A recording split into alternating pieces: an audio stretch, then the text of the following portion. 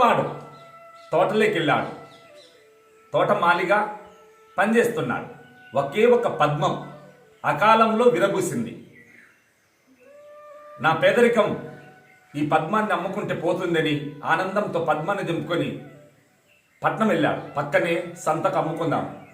చిత్రం, ఒక వ్యాపారి పరిగెత్తుకుంటూ వచ్చి, బాబు ఈ పద్మాన్ని ఎంతకి ఇస్తావు? అయ్యా, అకాలంలో పూసిన పద్మం రేటు వేరుగా ఉంటుంది, 100 రూపాయలు ఇస్తా, ఇస్తావా? అయ్యో రామా, రూపాయికి అమ్ముకుందాం అనుకుంటే 100 సరికి బిత్తరపోయి ఇదేదో బేరం బాగుందని బేరం గిట్టదయ్యా అని చెప్పి పక్క బజారు పోయి అక్కడ ఒక జమీందారు వస్తున్నాడు పల్లకిలో. అయ్యా, ఈ పద్మాన్ని ఎంతకి ఇస్తావు? 100 అడిగిండు, నువ్వెంత? 1000 రూపాయలు ఇస్తా, తీసుకో. దేనికోసం? గురు పూజ కోసం. సరే, బేరం గిట్టదు బాబు. తర్వాత పక్క బజారు పోతే మంత్రి వస్తున్నాడు. ఏం బాబు, ఆ పద్మాన్ని ఎంతకి ఇస్తావు? 5000కి ఇస్తా. 5000 ఇస్తాను, ఇస్తావా? లేదు. సరే, బేరం గిట్టదు.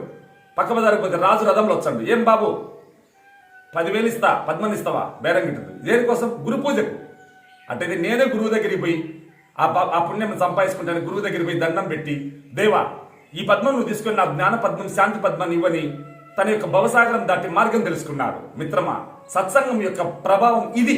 ఓం స్వస్తి.